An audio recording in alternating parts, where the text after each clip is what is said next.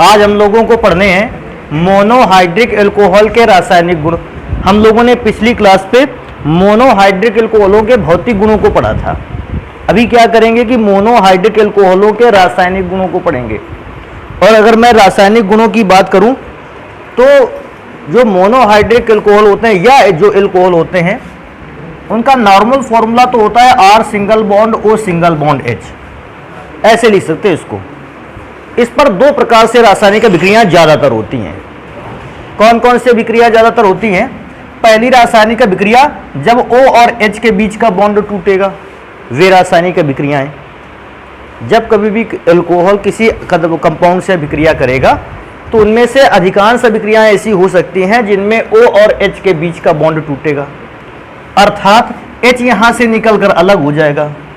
और किसी कंपाउंड से H निकलकर अलग हो जाता है तो बेटा हम ऐसे पदार्थों को प्रकृति में अम्लीय बताते रहे।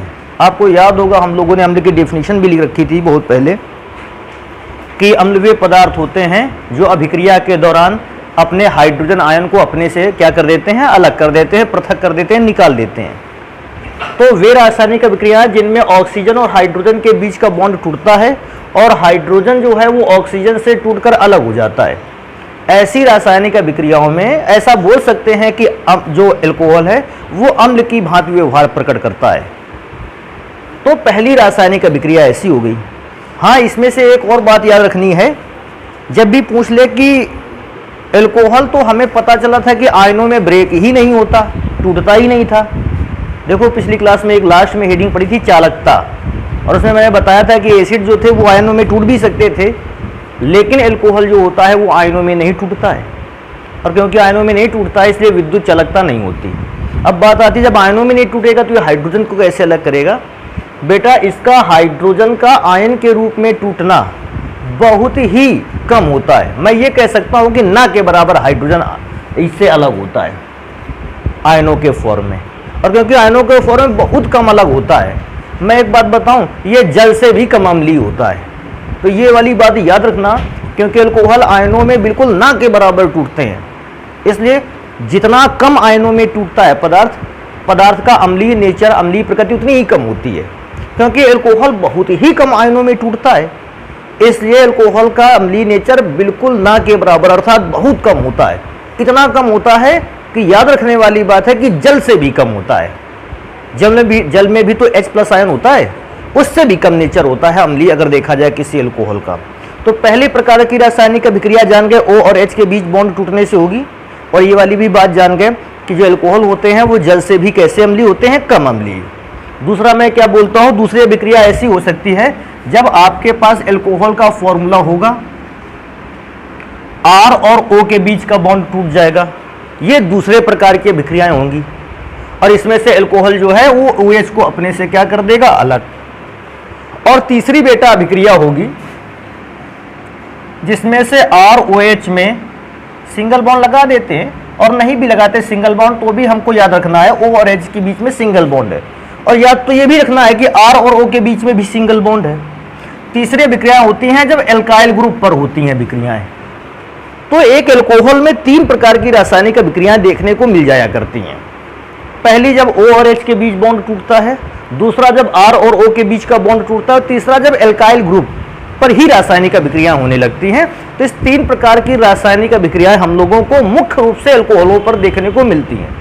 तो क्या करेंगे, सबसे पहले उन रासायनिक अभिक्रियाओं को पढ़ेंगे जिनमें O और H के बीच टूटा हुआ बॉन्ड हम लोगों को देखने को मिलेगा, या OH आबंध के टूटने पर जो रासायनिक अभिक्रिया एल्कोहल में संपन्न होती है सबसे पहले उनको पढ़ेंगे। तो एक काम करेंगे, स्टार्ट करेंगे। ये जरूर ध्यान रख लेना कि कितने प्रकार से अभिक्रिया एल्कोहल कर सकता है। उनमें से फर्स्ट टाइप से जो अभिक्रियाएं हो रही हैं एल्कोहल की, उन पर ध्यान देंगे। देखो अभिक्रिया फर्स्ट क्या है, कहता है सोडियम से क्रिया। अब मैं क्या कह देता हूं, सोडियम से क्रिया हेडिंग नहीं डालते हैं, कुछ ऐसा हेडिंग डालते हैं, क्रियाशील धातुओं से क्रिया। क्रियाशील धातुओं से क्रिया। इसमें से बेटा एक बात और याद रखनी है तुम लोगों को। कौन सी बात याद रखनी है कि एल्कोहल जो है वो धातुओं में से केवल और केवल क्रियाशील धातुओं से विक्रिया कर पाते हैं। सोडियम है, पोटेशियम है, लिथियम है, केवल ऐसी धातुओं से ही अभिक्रिया कर सकते हैं। जैसे ही किसी मेटल का, धातु का रिएक्टिविटी लेवल कम हो जाता है, अभिक्रिया करने की क्षमता उनकी कम हो जाती है, एल्कोहल कम क्रियाशील या मध्यम क्रियाशील धातुओं से अभिक्रिया नहीं करते हैं। इसलिए जब भी एल्कोहल पर धातु की अभिक्रिया दिखाइए, हमेशा क्रियाशील धातु की अभिक्रिया दिखाइए, लिथियम, सोडियम, पोटेशियम, इनकी रिएक्शन दिखाइए। तो भैया एल्कोहल का एक नॉर्मल फॉर्मूला देख लेता हूं। एल्कोहल का नॉर्मल फॉर्मूला था O single bond H। Single bond सब इसलिए दिखा दिए हैं कि एक दो अभिक्रियाओं में मैं बॉन्ड तोड़ के दिखा दूंगा। अभिक्रिया करनी है किसी क्रियाशील धातु से, तो मैंने क्रियाशील धातु ले रखा है सोडियम। और बेटा जैसे सोडियम से अभिक्रिया करेगा तो सोडियम करेगा क्या, O और H के बीच बॉन्ड तोड़ेगा, H को हटाकर अलग कर देगा, सोडियम उसकी जगह बैठ जाएगा आके। तो बनकर क्या तैयार होगा, R single bond O single bond Na। और बेटा हाइड्रोजन टूटकर अलग हो गया था। अच्छा ये भी बात है कि हाइड्रोजन जब अपने फ्री स्टेट पर है तो डाई एटॉमिक फॉर्म में रहता है, द्विपरमाणुक अणु के रूप में रहता है। अर्थात यहाँ H लिखकर मत आना, H2 ही लिखना। और क्योंकि अभिक्रिया में से हटा एक हाइड्रोजन था, आपने दो लिखे हैं, तो ये तो बैलेंसिंग का मैटर है, बैलेंस कर लेते हैं 1/2 से गुणा करवा के, अभिक्रिया बैलेंस हो गई। और देखो एल्कोहल जो है वो धातु से अभिक्रिया करके एक नॉर्मल सी बात है, कौन सी गैस निकालता है, हाइड्रोजन गैस मुक्त करता है। थोड़ा सा बात करेंगे कि इस फॉर्मूले का नाम क्या है। देखो याद रखना, सबसे पहले सोडियम लगा है, तो भैया फॉर्मूले के नाम के पहले सोडियम लगा देना चाहिए। और फिर इसको कहते हैं एल्काइल ग्रुप। तो एल्काइल ग्रुप से लिया गया है एल्क, और ऑक्सीजन की वजह से ऑक्साइड। तो बेटा इसका नाम कुछ ऐसे पढ़ेंगे, सोडियम एल्कोक्साइड। थोड़ा सा इसमें नाम पे याद रखना है, सोडियम एल्कोक्साइड। थोड़ा सा और इसमें से मैं एक बात जबरदस्ती अपने मन से ऐड कर देता हूं, जो आपको याद रखना है।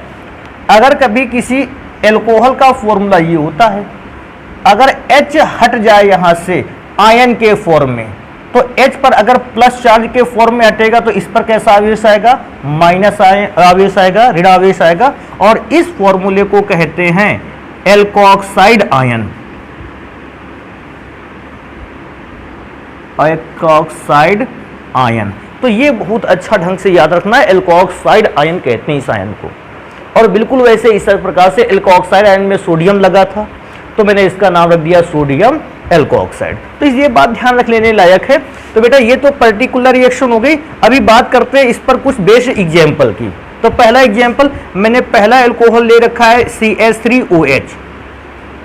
अब क्योंकि एक बार मैं फॉर्मूला बता चुका हूं, अब चाहे तो सिंगल बॉन्ड लगा सकते हैं, चाहे तो सिंगल बॉन्ड ना लगाएं। अगर इस पर बेटा मैं सोडियम की अभिक्रिया करवाता हूं, अभिक्रिया जानते हो सोडियम जाएगा और हाइड्रोजन को उसके स्थान से क्या कर देगा, हटा देगा, तो बनेगा CH3ONA। और बेटा मैं क्या सोचता हूँ, जो हाइड्रोजन इसके स्थान से हटा था वो हाफ H2 बनकर यहाँ आ जाएगा। बेटा अगर कोई पूछेगा भी कि इस कंपाउंड का जो आपने बनाकर नाम तैयार किया है, इसका नाम क्या रखें, तो भैया सबसे पहले तो सोडियम लिखा हुआ है। अब सोडियम के बाद बेटा देखो एल्कोक्साइड मैंने बोला था, एल्काइल ग्रुप के कारण एल्कोक्साइड। इस ग्रुप को क्या कहते हो, मेथाइल, इसलिए इसका नाम हो जाएगा मेथॉक्साइड। तो थोड़ा सा नाम याद रख लेना, मेथॉक्साइड का, सोडियम मेथॉक्साइड का निर्माण होता है। अभी क्या रहेगा कि अगर इसी एल्कोहल की जगह पर आप दूसरा एल्कोहल ले लेते हैं C2H5OH और सोडियम की अभिक्रिया करवाते हैं, तो बेटा अभिक्रिया का तरीका सेम है। हाइड्रोजन को हटाएगा, क्योंकि हाइड्रोजन और ऑक्सीजन के बीच बॉन्ड ब्रेक कर देगा, तोड़ देगा। हाइड्रोजन हटेगा तो बनेगा C2H5ONA। और बेटा लास्ट में बनकर तैयार होगा हाफ मॉलिक्यूल ऑफ H2। अभी कोई नाम पूछेगा इसका क्या है, तो बेटा सोडियम पहले लिख देंगे,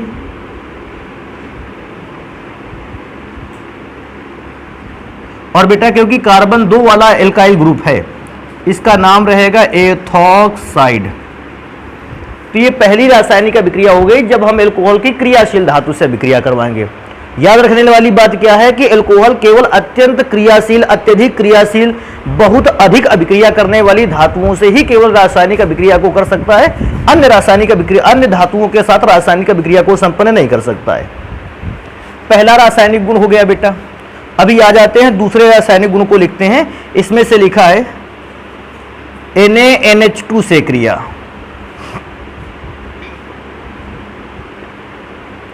NaNH2 से क्रिया।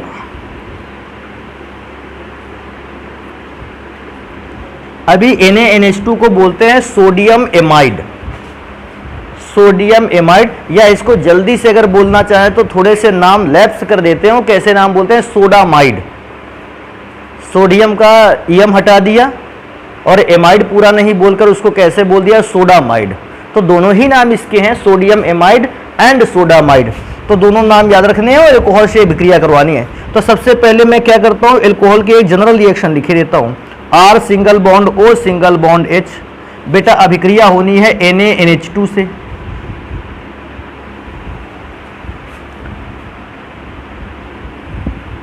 अगर बेटा इसकी अभिक्रिया NaNH2 से करवाएंगे, देखो सबसे पहले होगा क्या, इसका O और H के बीच का बॉन्ड ब्रेक होगा।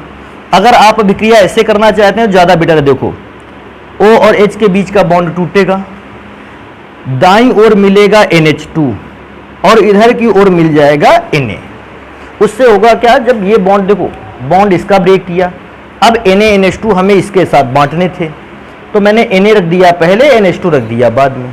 और जैसे अभिक्रिया कराया तो बेटा राइट वाले पार्ट पर जो बचा है वो बनकर तैयार हुआ है अमोनिया गैस।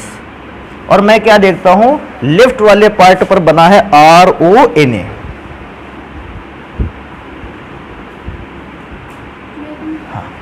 मैं क्या सोचता हूं, देखो ये अभिक्रिया इस अभिक्रिया में बने हुए फॉर्मूले से बिल्कुल मैच कर रहा है, बशर्ते इसमें डिफरेंस क्या, इसमें साथ में अमोनिया गैस बनकर तैयार हो रही, कोई भी प्रॉब्लम नहीं है। अभी क्या करेंगे, दो एल्कोहल ले लेंगे और उन पर अभिक्रिया करवा के देखेंगे। सबसे पहला एल्कोहल मेथाइल एल्कोहल। बेटा अभिक्रिया करवाओगे NaNH2 से। अगर NaNH2 से अभिक्रिया होती है तो फिर से ये बॉन्ड ब्रेक होगा, NH2 राइट वाले भाग को मिलेगा, Na मिलेगा लेफ्ट वाले पर, बनकर तैयार होगा CH3ONA, CH3ONA। और बेटा लास्ट में अगर देखा जाए H NH2 से अभिक्रिया कर लेगा तो बना लेगा NH3। अच्छा नाम में इसका क्यों नहीं लिख रहा, क्योंकि नाम बेटा इसका पहले से आप लिख चुके हैं, सोडियम मेथॉक्साइड। एक और अभिक्रिया देख लेते हैं अल्कोहल पर, कार्बन 2 वाला एल्कोहल कैसे अभिक्रिया करेगा, NaNH2। तो भैया फिर से वही बॉन्ड ब्रेक करके दिखाएंगे, NH2 राइट वाले पार्ट पे जुड़ेगा, Na लेफ्ट पे जुड़ेगा और अभिक्रिया के दौरान दो पदार्थ बनकर तैयार होंगे, पहला C2H5ONA और दूसरा तैयार होगा NH3। अच्छा इसका भी नाम पता है हम लोगों को, सोडियम एथॉक्साइड के नाम से जाना जाता है। तो इस प्रकार से बेटा आप आसानी से अभिक्रिया दिखा सकते हो। अगर आप क्रियाशील धातुओं के एल्कोहल से कराते हो, दूसरा सोडियम एमाइड से अगर आप अभिक्रिया कराते हो, तो ये दो प्रकार की अभिक्रिया हो सकती हैं। अभी नेक्स्ट प्रकार की अभिक्रिया में आ जाते हैं, इसको कहते हैं एस्टरीकरण। और क्योंकि बेटा ये नाम से फेमस अभिक्रिया है, बहुत पूछी जाती है, एस्टरीकरण अभिक्रिया, या बेटा इसको एस्टरीफिकेशन के नाम से भी जानते हैं।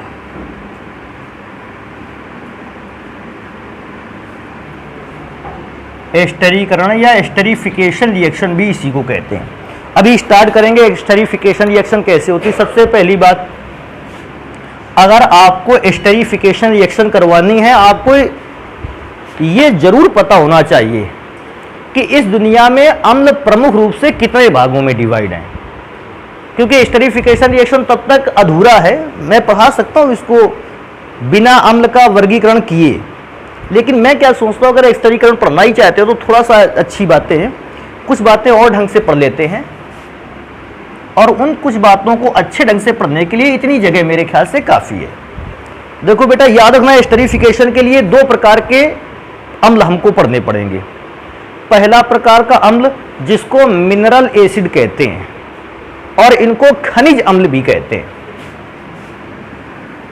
अच्छा आप तो नाम से ही समझ गए, मिनरल एसिड या खनिज अम्ल, अर्थात ये अम्ल जो हैं वो पृथ्वी से प्राप्त होते हैं। इन अम्लों को बनाया जाता है तो पृथ्वी में उपस्थित मटेरियल की सहायता से, और ऐसे एसिड जो पृथ्वी की सहायता से प्राप्त होते हैं, ऐसे एसिड को मिनरल एसिड या खनिज अम्ल कहते हैं।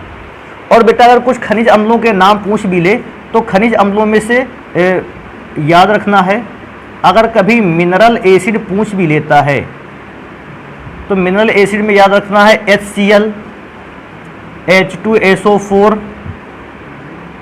HNO3, इस प्रकार के एसिड आते हैं। और ऐसे एसिड को एक और नाम से जानते हैं, कहते हैं अकार्बनिक अम्ल, क्योंकि बेटा इनमें कार्बन एटम सम्मिलित नहीं है। तो याद रखना मिनरल एसिड होते हैं पहले प्रकार के एसिड। इस टाइप के एसिड के कुछ एग्जाम्पल यहाँ लिखे हैं, हालांकि और भी हैं, HNO2, H2SO3, ऐसे भी एसिड एग्जाम्पल हैं। अगर आप लिखना चाहो तो लिख सकते हो, लेकिन मैंने केवल आपको बताना चाहा है यहाँ पर कि एसिड कितने प्रकार के होते हैं। कोई एसिड का चैप्टर तो चल नहीं रहा कि पूरा एसिड हम आपको पढ़ाएंगे। अभी एक और प्रकार के एसिड देखते हैं जिनको कहते हैं कार्बोक्सिलिक एसिड। कार्बोक्सिलिक एसिड, अच्छा कार्बोक्सिलिक एसिड में से एक ये विशेषता होती है, क्या विशेषता होती है कि सिंगल बॉन्ड के साथ COOH जरूर जुड़ा होगा। कार्बोक्सिलिक एसिड के कोई पूछता है सर जी पहचान क्या है, हम कैसे देख के पहचानेंगे? भैया कार्बोक्सिलिक अगर एसिड है तो उसमें से सिंगल बॉन्ड के साथ COOH जुड़ा है। और कार्बोक्सिलिक एसिड जो होते हैं इनकी, जैसे मिनरल एसिड पृथ्वी से प्राप्त होते थे, कार्बोक्सिलिक एसिड प्राप्त होते हैं पेड़ पौधों से, जीव जंतुओं से। तो पेड़ पौधों और जीव जंतुओं की सहायता से प्राप्त होते हैं कौन से एसिड? Carboxylic acid. मैं बहुत सारे कार्बोक्सिलिक एसिड लिख के नहीं दिखा रहा हूं, लेकिन फिर भी कुछ कार्बोक्सिलिक एसिड लिख लेते हैं। जैसे पहला कार्बोक्सिलिक एसिड है HCOOH, फॉर्मिक एसिड इसको बोलते हैं। चींटी के डंक से प्राप्त एसिड है, फॉर्मिका नाम है चींटी का लैटिन की लैंग्वेज पर, और क्योंकि फॉर्मिका अर्थात चींटी से प्राप्त एसिड है इसलिए इसको फॉर्मिक एसिड कहते हैं। नेक्स्ट पे चले आते हैं, बहुत ज़्यादा एसिडों को नहीं पढ़ेंगे। एक CH3COOH है, एसिटिक एसिड इसको कहते हैं। बेटा इसके बाद भी एक एसिड है C2H5COOH, प्रोपेनोइक एसिड कहते हैं। वैसे मैं क्या बताता हूँ, हम केवल उन्हीं एसिड को अभी लिख रहे हैं जिनकी अभिक्रिया के दौरान जरूरत पड़ सकती है। सारे एसिडों को बेटा लिखेंगे तो बहुत सारे एसिड हैं, कहाँ तक हम लिखते हैं? फिर हम क्या करेंगे, फिर इसको मिटा के हमें एसिडें पढ़ाने लगेंगे। तो इसलिए कुछ एसिड जो अभी यहाँ पर शायद अभिक्रिया में आ सकते हैं उनको पढ़ लेते हैं। एक और एसिड पढ़ लेते हैं, क्योंकि आप लोग एक और एसिड पढ़ सकते हो, C6H5COOH, बेंजीन पर COOH लगा हुआ है इसलिए बेंजोइक एसिड कहते हैं। ऐसे भी बोल सकते हो कार्बन 1 के कारण मेथेनोइक एसिड, कार्बन 2 के कारण एथेनोइक एसिड, और कार्बन 2 और 1 3 के कारण प्रोपेनोइक एसिड। और बेटा कार्बन 6 बेंजीन को रिप्रेजेंट करता था, C6H5, तो इसलिए इसका नाम बेंजोइक एसिड बोल सकते हैं। तो एस्टरीकरण जब विक्रिया होती है तो एस्टरीकरण क्रिया में एल्कोहल कार्बोक्सिलिक अम्ल से अभिक्रिया करता है। अभी मैं बता देता कि आप पूछते सर जी क्या होता है एस्टरीकरण, मैं बताता कि क्या है कि आपको एल्कोहल ले लेना है और एसिड से रिएक्शन करवा देनी है। अभी आप इस बात के लिए परेशान होते हैं कि कौन से एसिड से रिएक्शन करवानी है, तो मैंने यहाँ तुरंत बताया कि कार्बोक्सिलिक एसिड से रिएक्शन करवानी है। और कार्बोक्सिलिक एसिड से रिएक्शन से पहले उसकी पहचान भी अलग अलग होनी चाहिए। हमें यही नहीं पता है कि कार्बोक्सिलिक एसिड क्या है, फिर तो रिएक्शन हो चुकी है। तो एसिड के विषय में ये थोड़ी सी इंफॉर्मेशन जो है अपने पास रखेंगे। अब हम अभिक्रिया पर चलेंगे। तो एस्टरीकरण के दौरान आपको कौन सा एसिड लेना है अभिक्रिया में? मिनरल एसिड को बिल्कुल भी नहीं लेना है। कौन सा एसिड ले लेना है? Carboxylic acid. और कार्बोक्सिलिक एसिड के ही फॉर्मूले पर अब अभिक्रिया स्टार्ट करेंगे। देखो तो एक नॉर्मल फॉर्मूला अगर मैं देखूं कार्बोक्सिलिक एसिड का तो होता है R सिंगल बॉन्ड COOH, ये फॉर्मूला होता है। और बेटा इसकी अभिक्रिया होनी है किसी एल्कोहल से। बेटा एल्कोहल का भी नॉर्मल फॉर्मूला ले लेते हैं। एल्कोहल का फॉर्मूला होता है R सिंगल बॉन्ड OH। कहोगे सर ये बहुत खतरनाक फॉर्मूला लिख दिया। बेटा लिखना पड़ता है कभी कभी, क्यों लिखना पड़ता है उस पर भी बात करेंगे। वैसे R के साथ सिंगल बॉन्ड OH उधर लिखना चाहिए, लेकिन क्योंकि अभिक्रिया हमको कैसे निपटानी है कि ये वाला पदार्थ टूटकर इससे अलग हो जाएगा, OH H के साथ अभिक्रिया कर लेगा। तो इस बात को समझने के लिए हम लोगों को यहां पर ऐसा एल्कोहल का फॉर्मूला लिखना पड़ता है। तो इस प्रकार से आप फॉर्मूला लिख सकते हैं। हाँ, अगर चाहे तो थोड़ी बात याद रख सकते हैं कि तीर के निशान उत्प्रेरक के फॉर्म में H2SO4 को लिखेंगे। सल्फ्यूरिक अम्ल की मात्र कुछ बूंदें प्रयोग होगी। और क्यों प्रयोग होगी? क्योंकि सल्फ्यूरिक एसिड का काम है निर्जलीकारक का, अर्थात यह अभिक्रिया से जल को तुरंत अलग कर देगा, और यही हम चाहते हैं। सोचो अगर HOH के साथ अभिक्रिया करके जल बना लेता है H2O, अब मेरे पास देखो मैं क्या सोचता हूं, बचता है RC, एक O तो यहां है, एक O यहां है, और बाद में लिखा है R। कोई पूछेगा सर जी इस टाइप का RCOOR ये कौन सा कंपाउंड है? अभी के लिए थोड़ी सी बात याद रखेंगे, इस कंपाउंड को हम बोलते हैं ईस्टर। और नॉर्मली जो अपने यहाँ ज्यादातर सेंट परफ्यूम बनकर आते हैं वो एक प्रकार के ईस्टर ही होते हैं। तो अभी बात करेंगे कि क्या ये तो नॉर्मल देखो रिएक्शन हो गई। अभी क्या करते हैं, कुछ पर्टिकुलर एल्कोहल और एसिड को ले लेते हैं। जैसे मैं सबसे पहला पर्टिकुलर एसिड लेने वाला हूं, मैं सबसे पहले ले लेता हूं CH3COOH को, और इसके बाद बेटा मैं एक, ये तो कार्बोक्सिलिक एसिड हो गया, अब मुझे कार्बोक्सिलिक एसिड के बाद एक एल्कोहल चाहिए, तो मैं एक एल्कोहल ले लेता हूं एथाइल एल्कोहल C2H5OH, क्योंकि आपको पता है तीर के निशान के ऊपर H2SO4 का प्रयोग करना है। बेटा OH H के साथ टूटकर अलग हो जाएगा, तो सबसे पहला काम तो बनाकर तैयार करेगा जल, और मैं क्या देखूंगा मेरे पास क्या बचता है, CH3COOC2H5, CH3COOC2H5। देखो इसको कैसे पढ़ सकते हैं बेटा, सबसे पहले इस पार्ट को पढ़ेंगे। C2H5 को बोलते हैं एथाइल। अब पुरानी बात याद करो, एक दिन क्लास खत्म होने वाली थी, उस समय मैंने बहुत सारे यहाँ एसिड बताए थे और कहा था जब इन एसिड से H हटा दिया जाता है तो नाम के लास्ट में 8 लग जाता है। देखो इधर बेटा CH3COO लिखा है, ध्यान से देखो तो ये CH3COOH का ही फॉर्मूला लिखा है, बशर्ते यहाँ से H क्या कर दिया गया। तो मतलब मैं क्या सोचता हूँ, एसिटिक अम्ल इसको बोलते हैं, और जैसे ही मैंने H हटा दिया तो H हटा के C2H5 लगा है, H हटाया होगा, इसका नाम हो गया होगा एसिटिक अम्ल से एसीटेट। तो इसको बहुत ध्यान रखना है, एथिल एसीटेट का फॉर्मूला है, तो इस बात को याद रखेंगे आप, और नहीं तो क्या होगा फिर प्रॉब्लम पड़ने वाली है। और इसको एक और नाम दे सकते हैं, कैसे दे सकते हैं याद रखो, या तो ये नाम पढ़ लो भैया, ये तो ये नाम पढ़ लो, इस ग्रुप का नाम है एथिल या एथाइल। और बेटा एथाइल ग्रुप के बाद 2 कार्बन वाला एसिड बचा ना, 2 कार्बन वाले एसिड को कहते थे, इसी को कहते थे एथेनोइक अम्ल। अगर इसको एथेनोइक अम्ल के नाम से भी जानते तो इसमें भी कर सकते हैं, अंत में 8 लगा देंगे तो एथेनोइक अम्ल बदल जाएगा एथेनोएट में। तो एक और चीज याद रखेंगे, अगर इसका दूसरा नाम पढ़ना चाहते हैं एथेनोएट, ETHANOATE, ऐसा फॉर्मूले पर 2 नाम इसके लिखे जा सकते हैं। अभी मैं नेक्स्ट पे चलूंगा, क्या एक और अभिक्रिया लिखी जा सकती है? बिल्कुल लिखी जा सकती है। इस बार मैं बेटा फॉर्मिक एसिड को ले रहा हूं, और फॉर्मिक एसिड पर अभिक्रिया होने वाली है, देखो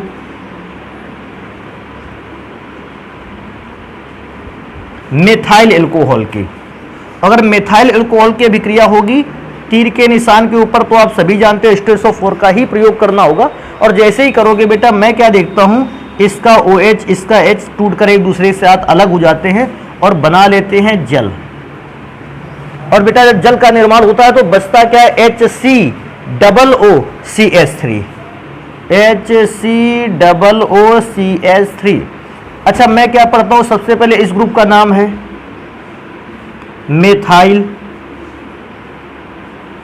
और बेटा ये तो टूटा हुआ भाग है कौन से अम्ल से, फॉर्मिक अम्ल से, क्योंकि ये फॉर्मिक अम्ल से टूटा हुआ भाग है। नाम को पढ़ने के लिए हम क्या लगा देते हैं, नाम के लास्ट में 8। फॉर्मिक एसिड में से फॉर्मिक एसिड के नाम के लास्ट का भाग हटाया, फॉर्मेट लिख दिया। इसका एक और नाम है CH3 को कहते हैं मेथाइल, और बेटा कार्बन 1 वाले एसिड को कहते हैं मेथेनोइक अम्ल, इसलिए H हटाने की वजह से मेथेनोएट। तो ये दूसरा बन गया। इस प्रकार से आप बेटा बहुत सारे फॉर्मूलों को बना सकते हो। अभी क्या करते हैं, इसको जल्दी से नोट करते हैं, आगे की रिएक्शंस को पढ़ते हैं, क्योंकि जो ये रिएक्शन है मेरे ख्याल से इससे थोड़ी सी बड़ी निकल जाएगी। चौथे नंबर पर हम लोगों ने लिख रखा है एसाइलेशन रिएक्शन। एसाइलेशन रिएक्शन या इसको बेटा एसिलीकरण भी कहते हैं। और एसिलीकरण अभिक्रिया के लिए सबसे पहले एक देखो क्या है, एसिलीकरण अभिक्रिया के लिए दो चीजें याद रख लो। एसाइलेशन रिएक्शन के लिए पहला कि अगर कभी एसाइलेशन रिएक्शन आ जाए तो आप अभिक्रिया करवाने वाले हो CH3CO वैसे X से, Cl मैं लिख लूंगा लेकिन वैसे X लिखना है, इससे आपको अभिक्रिया करवानी है। अब या तो इससे अभिक्रिया करवाओगे, इसका नाम क्या है, इसका नाम है एसीटिल, और बेटा क्योंकि हैलोजन लगा है इसलिए हैलाइड। या भैया इससे अगर अभिक्रिया नहीं करवानी है तो एक और बात याद रखनी है, क्या है, आप इससे अभिक्रिया करवाने वाले हो RCO, R single bond CO और दोनों के बीच में O, इससे अभिक्रिया करवाने वाले हो। इसको क्या कहते हैं, इसको कहते हैं एसिड एनहाइड्राइड।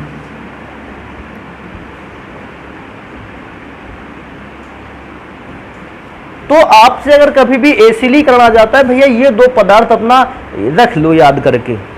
अच्छा, एसिड एनहाइड्राइड इसको कहते हैं क्योंकि तुमको याद होगा इस फॉर्मूले में, अगर मैं याद दिलवाऊं, एसिटिक एसिड के 2 मोल लिए गए थे और 2 मोल को लेकर उनसे जल को अलग किया गया था। तो एसिड का मतलब आपको एसिड लेने हैं, एन का मतलब हटा देना है, हाइड्राइड का मतलब वाटर मॉलिक्यूल को। आपको एसिड के 2 मोल को लेते हुए उनसे अगर जल के अणु को हटा देते हैं, बनने वाला फॉर्मूला एसिड एनहाइलाइड कहलाता है।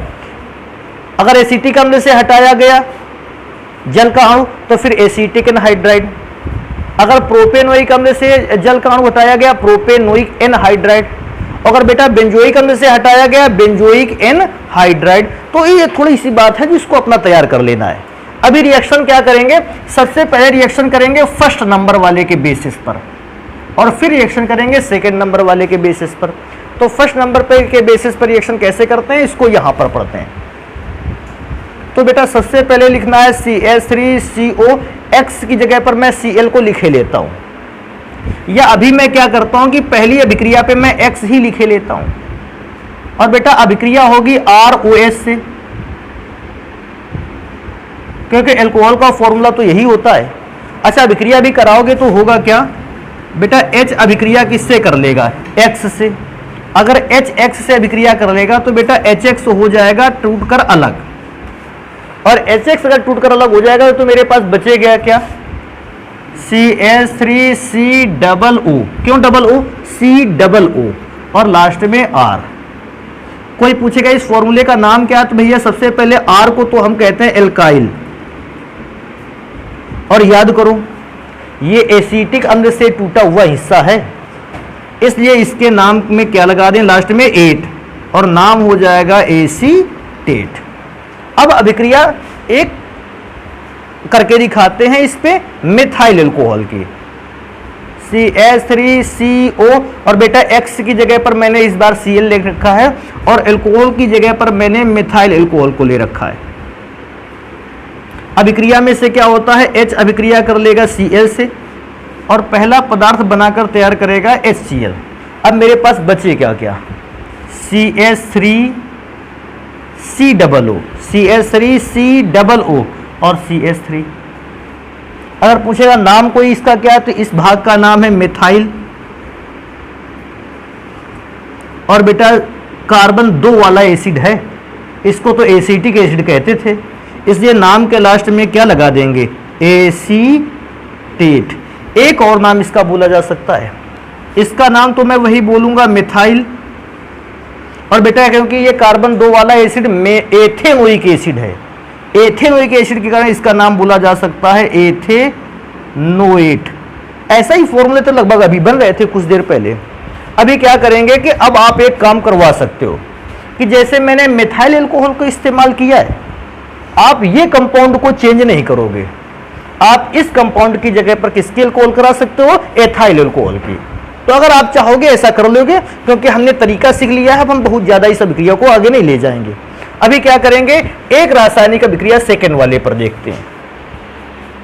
तो सेकंड वाले पर एक रासायनिक अभिक्रिया को चलते हैं लेकर, तो R CO, R single bond CO, और दोनों के बीच में है O, और इसकी अभिक्रिया होनी है ROH से, अल्कोहल से, R सिंगल बॉन्ड OH से। बेटा अभिक्रिया देखो कैसे होगी, ये बॉन्ड इसका ब्रेक कर देगा, और जब बॉन्ड ब्रेक होगा ध्यान से देखना है बेटा, ऐसी कंडीशन पर अगर आप थोड़ा सा याद रखोगे तो कैसे रहेगा कि R टूटकर मिलेगा ऊपर वाले भाग को, और जो बेटा OH होगा ये टूटकर मिलेगा कहां वाले भाग को, नीचे वाले भाग को। तो अगर इस प्रकार से टूटकर मिलेगा, जल्दी से देखते हैं ऊपर बनक के क्या तैयार, वो ऊपर बन के तैयार वो RCOO, R single bond COOR, और बेटा देखो RCOOR तो मिला ही मिला, साथ में एक और नीचे क्या मिला, RCOOH। इस प्रकार से फॉर्मूले बन के तैयार हुए। अगर दोनों में डिफरेंस जानना चाहते हो कि सर इस R में और इस R में क्या डिफरेंस है, तो भैया इसको R' नाम दे देना, इससे ज्यादा कुछ भी मत करके आना। ये हो गई एक जनरल रिएक्शन। एक पर्टिकुलर रिएक्शन देख लेते हैं, जैसे मैंने एसिटिक एनहाइड्राइड का सूत्र ले रखा है, CH3CO दोनों से O लगा हुआ है। अभिक्रिया होने वाली है मेथाइल अल्कोहल की। ये बॉन्ड ब्रेक करेगा, यहां मिलेगा आके OH, और इस वाले भाग को R नहीं CH3, और बेटा इस प्रकार से फॉर्मूला बनाओगे तो ऊपर बनेगा CH3COO, CH3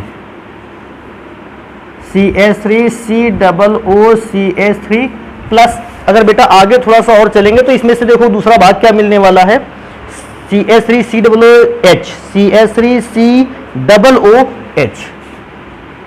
CH3COOH। इस प्रकार से बेटा रासायनिक अभिक्रिया को हम संपन्न करा पाते हैं। अच्छा, नाम मैं क्यों नहीं बता रहा भैया, नाम इसका जानते ही हो, इसका नाम हम लोगों ने ऊपर लिख रखा है, और इसका नाम और क्या है, तो ये तो एसिटिक एसिड का फॉर्मूला है, इसको आसानी से तैयार किया जा सकता है। अच्छा, इनमें से जितनी अभिक्रियाएं पढ़ी उनमें से ये जो अभिक्रिया थी ये थोड़ा सा अलग थी। अब पूछेगा सर ये थोड़ा सा अलग क्यों थी, तो भैया इसको देखो याद कर लेते हैं क्यों अलग थी। देखो अन्य जितनी भी अभिक्रिया हुई उनमें से O और H के बीच बॉन्ड टूट रहा था और H अलग हो रहा था। इस अभिक्रिया में क्या हुआ, OH टूटकर अलग हो गया। देखो OH टूटकर अलग हुआ और R अलग हुआ, अर्थात R और O के बीच का बॉन्ड ब्रेक हुआ। तो ये उस बेसिस पर दी गई रासायनिक अभिक्रिया है जब R और O के बीच का बॉन्ड टूटेगा। जैसे R और O के बीच का बॉन्ड टूटेगा, OH अलग हो जाएगा, R अलग हो जाएगा, R अलग हो गया, OH अलग, R की वैल्यू अलग हो गई और OH की वैल्यू अलग हो गई।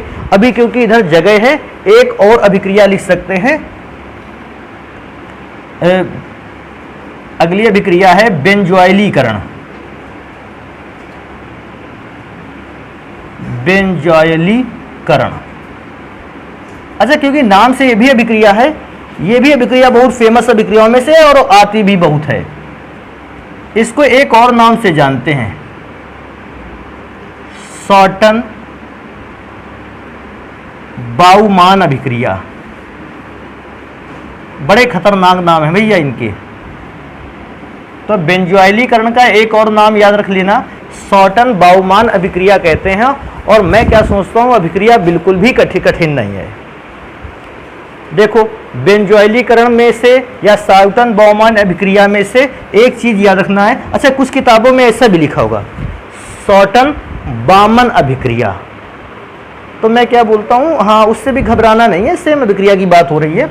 अभिक्रिया बेंजोइलीकरण के लिए देखो होता किससे है कि C6H, अच्छा बेंजीन का नाम जैसे है मैं समझ गया था, बेंजीन से रिलेटेड कुछ कंपाउंड होगा, COCl से अभिक्रिया करनी है आपकी। हाँ ऐसा हो सकता है Cl की जगह पे भी यार यूज कर सकते हो आप, ये तो आपकी इच्छा, जो चाहोगे वो यूज कर लोगे।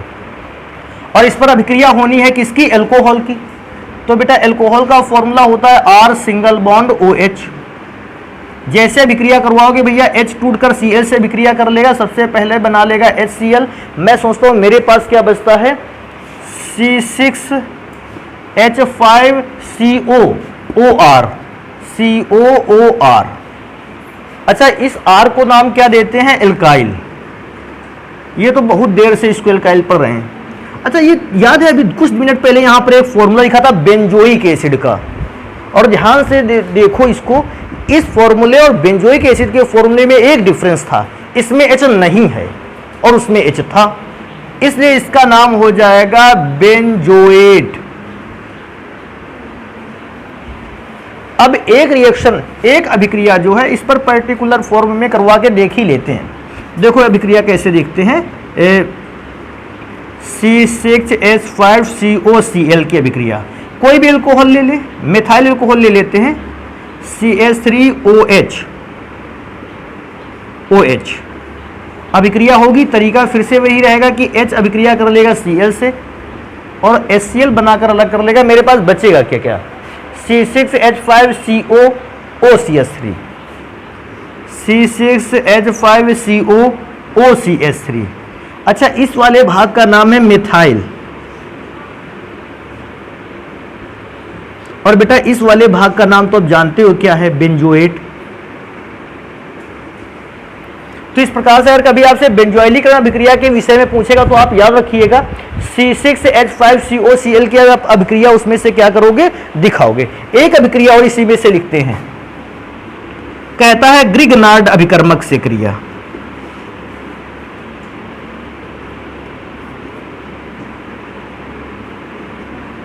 अभिकर्मक या ग्रिगनार्ड रिएजेंट भी लिख सकते थे, से क्रिया, क्रिया अभिक्रिया कुछ भी लिख लो भैया। तो ग्रिगनार्ड अभिकर्मक से रिएक्शन करेंगे। देखो ग्रिगनार्ड अभिकर्मक से अभिक्रिया तो देखो ऐसे किया जा सकता है। एक अल्कोहल का नॉर्मली फॉर्मूला होता है R सिंगल बॉन्ड OH, और ग्रिगनार्ड अभिकर्मक का फॉर्मूला होता है RMgX। अच्छा, मैं क्या सोचता हूं, इतने दिनों में ग्रिगनार्ड फॉर्मूला नहीं आता है तो फिर प्रॉब्लम है।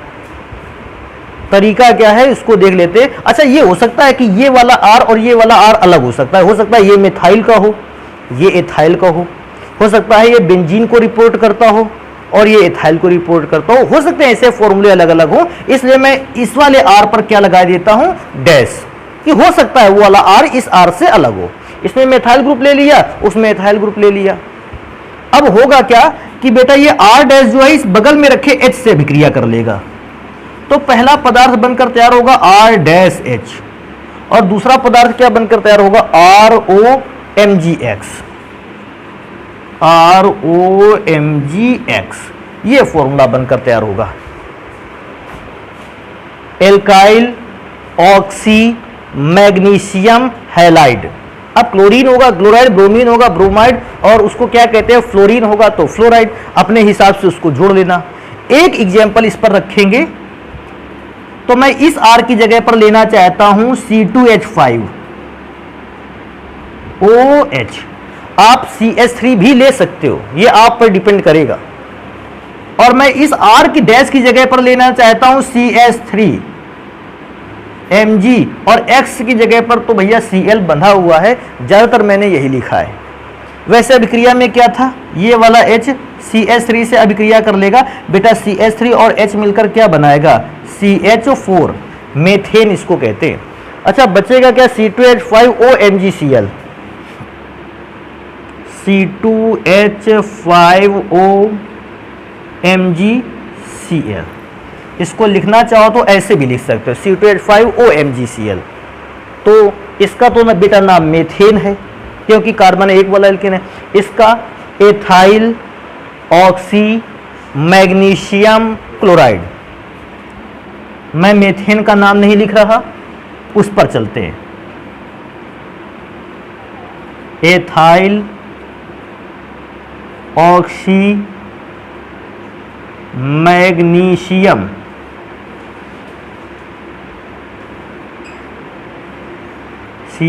Chloride,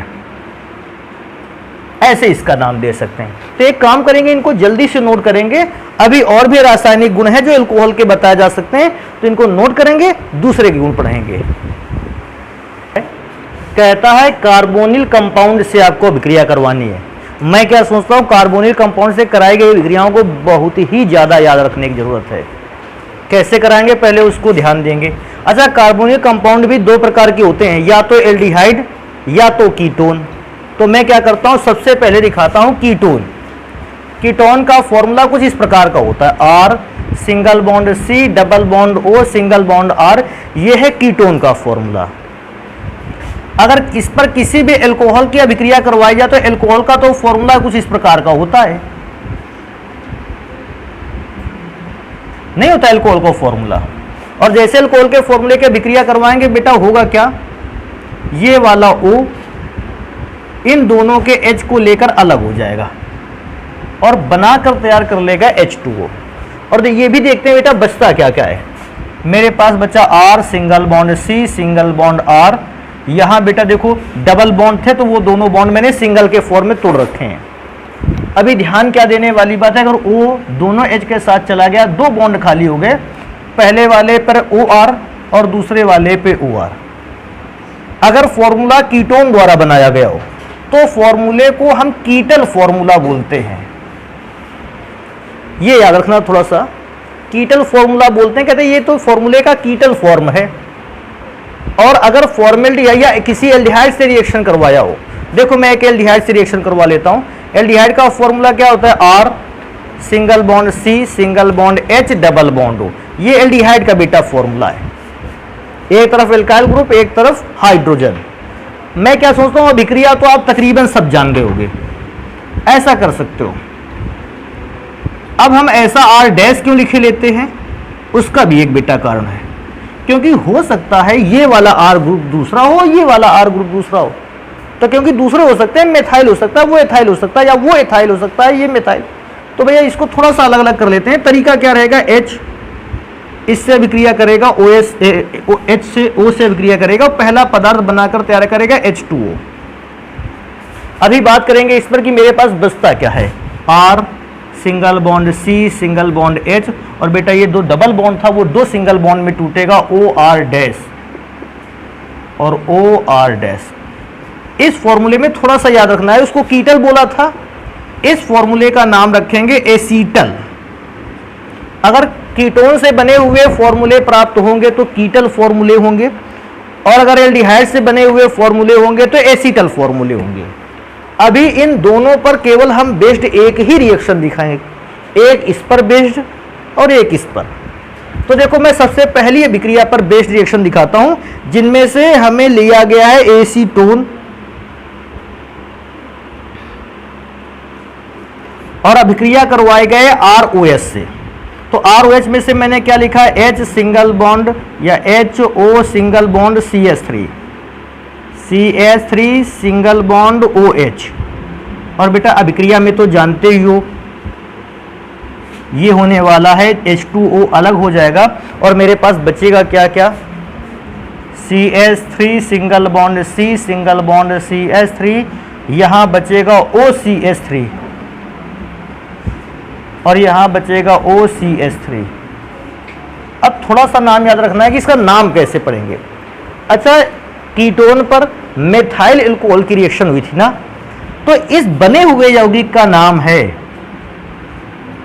methyl कीटल। अच्छा, कीटल किससे नाम से लिया गया, कीटोन से अभिक्रिया हुई और किसकी हुई, मेथाइल अल्कोहल की अभिक्रिया हुई, इसलिए इसको नाम दिया गया मेथाइल कीटल।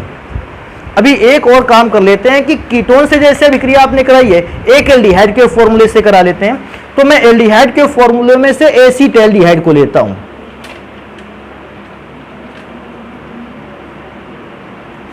और एल्कोहल में से मैं मिथाइल अल्कोहल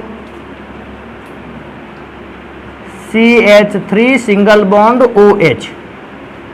अभिक्रिया कैसे होगी, O जो है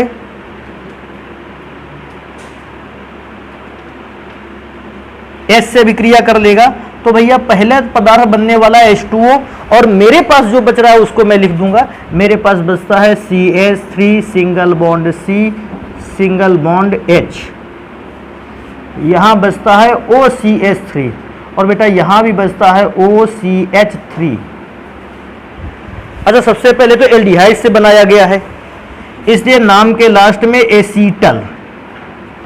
और दूसरी सबसे कठिन बात कि मेथाइल अल्कोहल से क्योंकि रिएक्शन हुई है, इसलिए मेथाइल एसीटल। तो इस प्रकार से बेटा आप इसके नाम को आसानी से पढ़ सकते हो। नेक्स्ट नंबर पे चलते हैं।